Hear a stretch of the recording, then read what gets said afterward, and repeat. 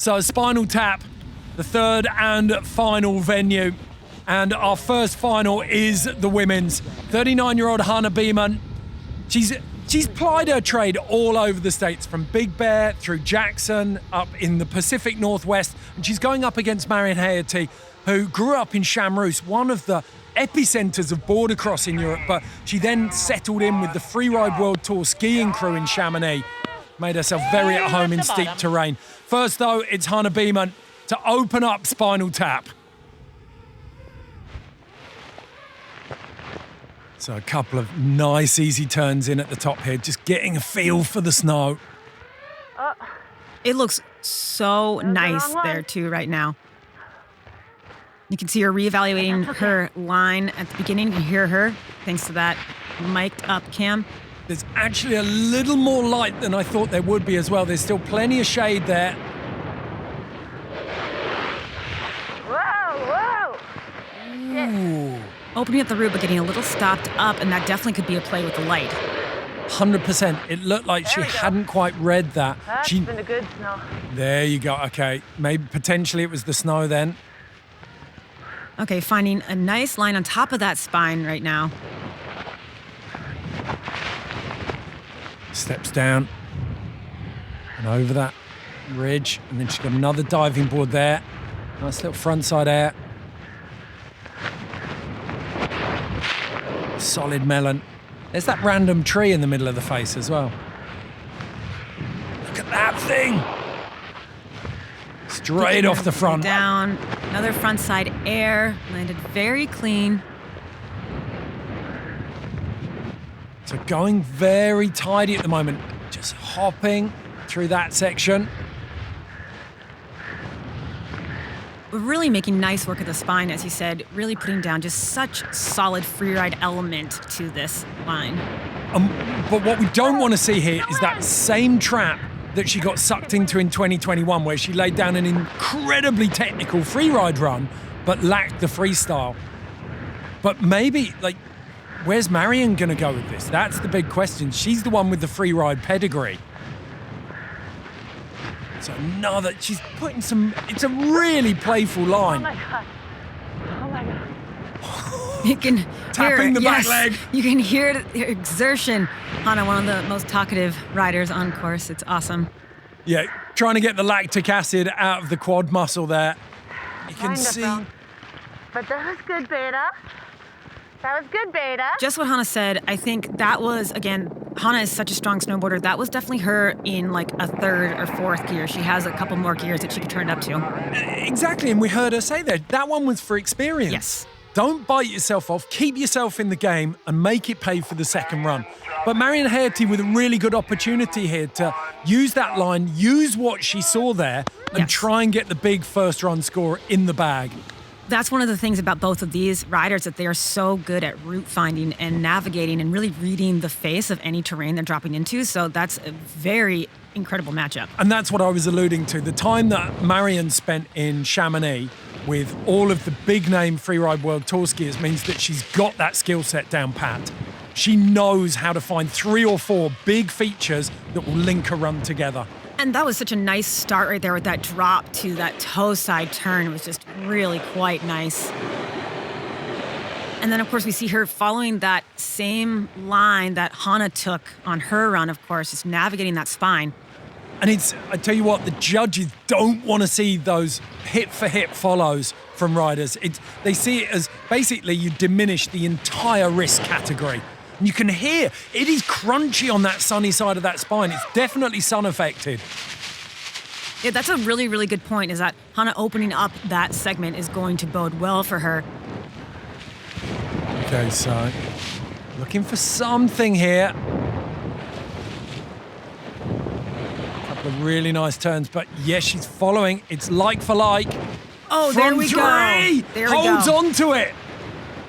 And that's one of those things, not many people know it, but Marion actually competed in slopestyle and made a good play to try and get to Sochi in 2014. She has got some freestyle smarts. And if you go and trawl through the archive, you'll find some park edits. And she had a mean backside rodeo on her for a while. So it's not a case of Marion learning freestyle tricks. It's more a case of dusting them off and applying them to big mountain terrain. Totally, and that was so strategic of her, building upon her competitor's run in that way.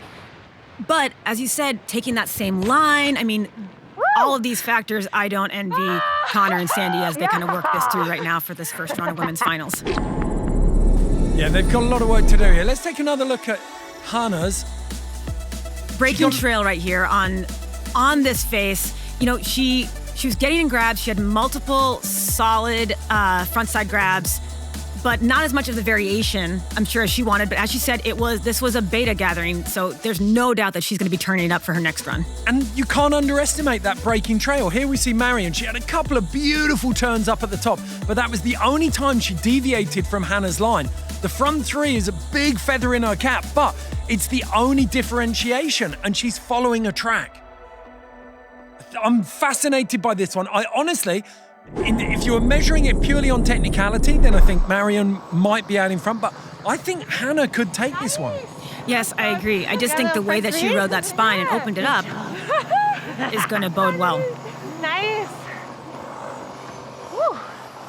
But Marion's also sitting there and saying, okay, well, I see what you're doing. I'm going to add on to it. Yeah, but that's literally like slipstreaming someone to the finish and then sneaking past them. On that right side.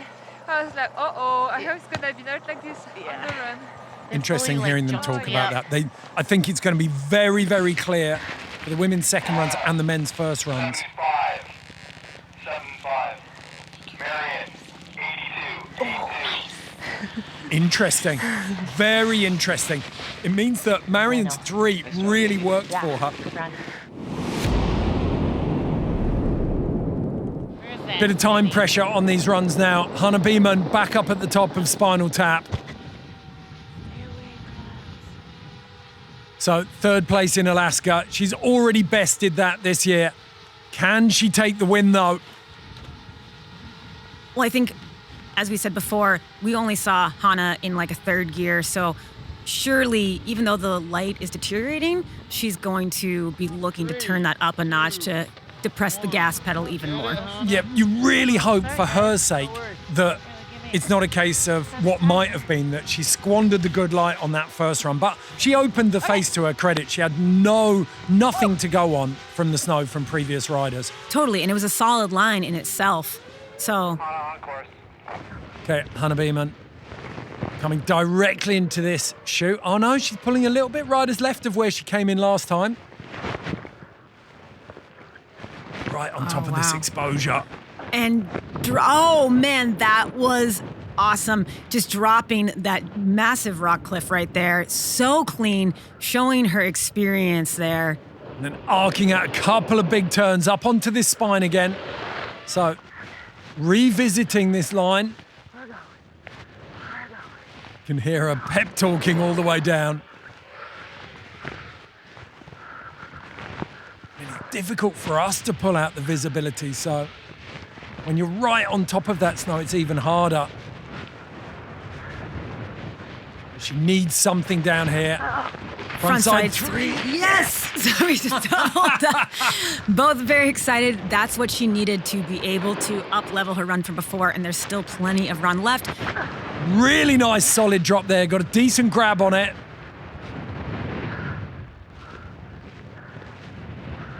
And linking up onto this. And visibility really at a premium here. That's where Marion put her three in. Just skipped over that. You can see her just having to pull back a little of speed on that hit, I'm sure, because of that visibility. On riding by feel there. You can almost see the way, like the body language through her arms and her hands. You can tell when she's a little bit blind, and it felt like she was just reading the snow, reading what the board was doing to take that through and just looking for the bigger features. Nice stalefish transfer at the bottom there. And another really strong run from Hana Beaman. Especially considering like how milky that looks here on the screen. I cannot imagine just trying to see those nuances in terrain from her point of view. The bottom's the scariest because you can't see. There you have it, confirming exactly what you just said, Mary. So Hana Beaman riding by touch at the bottom of that face. Marion Haerty, I'm sure will know that that run was strong. She looks pretty relaxed up there, though. I mean, she is no stranger to consequential terrain in a variety of conditions. She's ridden massive mountains in so many different kinds of weather. I watched her riding in Haynes at the Freeride World Tour in 2017. The snow was like thigh deep, and there was a lot of exposure on that face. So for her, this is scaling it back. This is a playful face for her. That's a really, really good point. But yeah, she's far from home and dry here. She did lead after that first run, but Hana's got that 360 and further up the face too, so higher risk. Yes, that's a great point that we haven't mentioned before, is because if she hadn't landed that could have disrupted so much more of the run for her. So great point. Okay, and Marion looking for something new here. This is exactly where we saw Torstein Hogmo with that front one. So a little drop, she's doubling this one up. Front three. Oh. Really solid strategy, though, there. That's what you need to do right now. Yeah, she knew that if she wants to put pressure on Hana, she's got to throw something big further up the face. She's got great snow on this side of the spine, and she's got some definition up there. Getting a method across the spine right there. Marking out these turns. She needs something else in here. If she wants to push this, she's got to take a risk. Doesn't look like she's got the visibility to do that. She didn't have the confidence in how steeply this side of the spine was dropping away, although she'd lined up a cliff. Frontside air off of that. Oh, you know what? This is going to be very, very close, I think. And we know that Hana struggled down here with visibility. It's quite milky at the bottom of the face. You can see her losing a little bit off that, just for that reason, surely. So, Hana Beaman crowbarred her way back into this final with a very, very solid second run. And Marion Haerty not convincingly defending that lead that she earned on the first run with her second.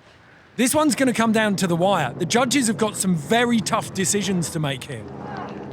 I completely agree. This is a really, really close matchup. How's that light? Kind of not great, huh? But with the wind in the shadow, I didn't see anything. Yeah, the wind's picking up. Wind, low light. Okay, well, let's take a look at these second runs. Hana Beaman, against the odds, putting down a very, very solid run. You called it, Mary, a lot of exposure up at the top here. And that is strategic, too, that she put her hits at the top of the run where the light was significantly stronger and was easier to see the landing and really touch down. And up at the top of the run, like you've got that big cliff drop, then you've got the front three, all in the top half of the run, and that's just going to max out the risk category. And of course, on Marion's side, she has the lead from run number one, but no doubt that she wants to improve on that score because there's no safety sitting there with Hana. And I respected that a lot in Marion's run. Like, there's real ambition going for that double with the drop straight. Like, we know it was tough for Torstein there, getting that cab 5 out. And it's the same, you have no setup time for that front three. She did really well to put it down. I completely agree.